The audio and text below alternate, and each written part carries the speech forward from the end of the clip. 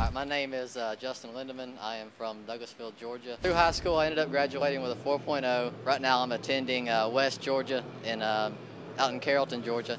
And I'm done with 2 years of college out there. Been on the dean's list every year.